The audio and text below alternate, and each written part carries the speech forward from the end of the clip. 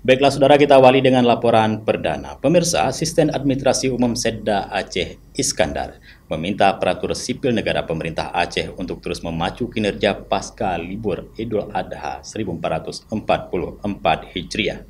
Ia mengatakan sisa waktu 6 bulan sebelum pergantian tahun anggaran baru harus dimaksimalkan untuk merealisasi berbagai program pemerintah.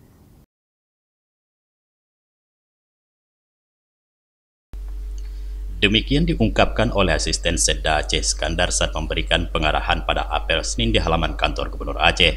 Dalam sambutnya, Iskandar mengatakan seluruh ASN dan para pimpinan pemerintahan bagai sebuah kesatuan, sistem yang saling terkait dan membutuhkan. Berbagai program pimpinan pemerintah tak bisa sukses bila tidak dijalankan secara konsisten oleh ASN.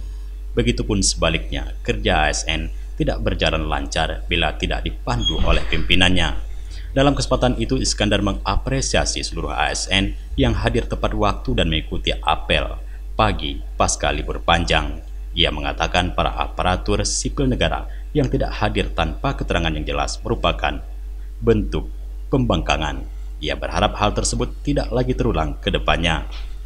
Dari Banda Aceh, Tim Liputan Aceh TV melaporkan.